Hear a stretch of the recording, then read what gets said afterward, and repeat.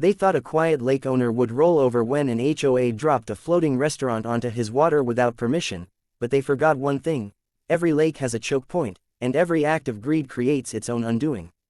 What started as a champagne-soaked grand opening turned into the most satisfying legal and strategic payback you'll ever hear. So if you love smart revenge, slow burn justice, and watching entitled power crumble piece by piece, hit subscribe now, because stories like this only get wilder from here. I bought the lake years before anyone cared about it, back when it was just water cupped in a bowl of hills, ringed by cattails and silence, a place where mornings felt earned and evenings belonged to the frogs. And when the development crept in with glossy brochures and smiling sales agents promising luxury lakeside living, I didn't object, because progress is progress until it decides your property is merely an inconvenience. And that's exactly what happened when the HOA board, led by a woman who spoke exclusively in laminated bylaws and passive-aggressive smiles, decided that the lake I owned would look better with amenities, not asking but announcing at a meeting I attended out of curiosity that a floating restaurant would be installed to increase community value. The way she said increase made it sound like a blessing bestowed by nobles, and when I calmly raised my hand and said the lake was private, deeded, insured, and taxed in my name, she smiled thinner and said the water was shared in spirit, because residents could see it from their decks, which got a few laughs. And that's when I realized they weren't joking, they were testing,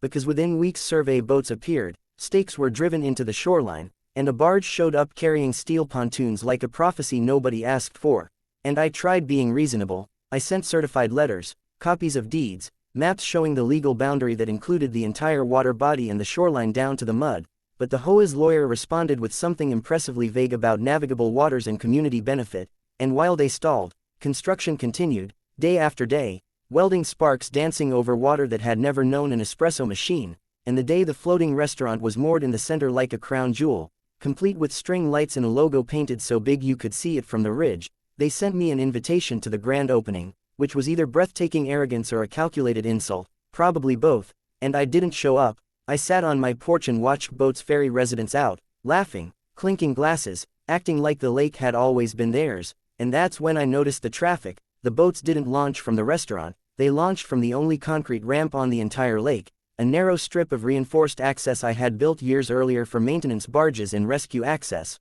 landlocked by hills and wetlands, impossible to replicate without massive permits, and crucially, entirely on my land. And I realized that for all their money and bravado, they had built a castle that depended on my front door being open. So I did what any patient person does when pushed too far. I waited, because timing matters. And a week later, after the restaurant had booked weddings, corporate mixers, and a televised charity gala, after reviews started popping up calling it a hidden gem, I installed a new gate at the ramp entrance, steel, locked, signed clearly private property, no trespassing, access by permit only. And the next morning the chaos began. Boat owners arrived with coolers and party dresses and found nothing but a locked gate. Restaurant staff stood around staring at the water like sailors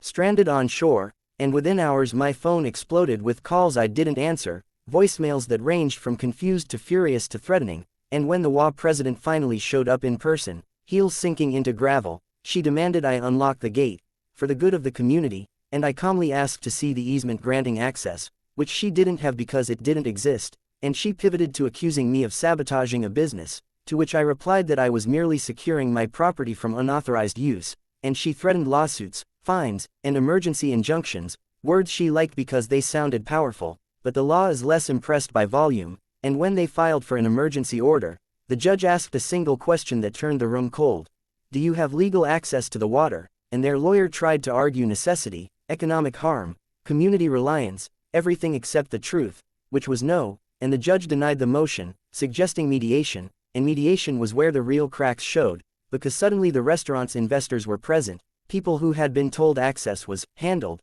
people who had sunk real money into something that now floated uselessly like a very expensive mistake. And they asked me what it would take, and I told them plainly that I would consider a paid easement under strict terms, limited hours, liability insurance naming me additionally insured, environmental safeguards, and a fee that reflected not just access but the years of trespass and presumption. And the HOA president nearly choked, accusing me of extortion, which is funny because charging for access to your own property is called ownership. And the talks stalled, and days turned into weeks, reservations were cancelled, staff quit, the string lights went dark. And then came the twist nobody expected. the county environmental office got involved after a complaint about wastewater discharge, because floating restaurants have rules, strict ones, and inspections revealed corners cut, holding tanks undersized, permits provisional, approvals rushed, and suddenly the restaurant wasn't just inaccessible, it was non-compliant, and the county ordered it closed pending corrections, which required, you guessed it, access for equipment and inspectors,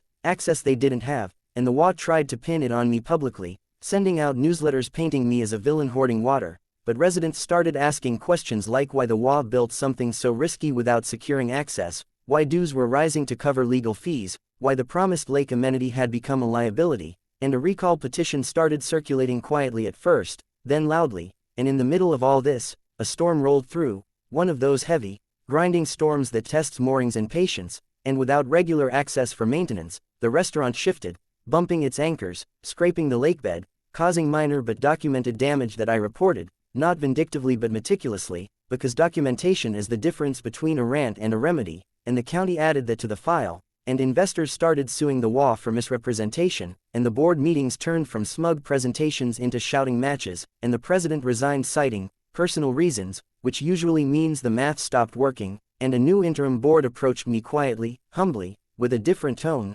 asking if we could revisit terms, and I did, because this was never about cruelty, it was about respect, and this time the easement agreement was signed, recorded, insured, paid, and limited. The restaurant reopened briefly under probation, only to discover that reputations sink faster than boats. Reviews mention drama, access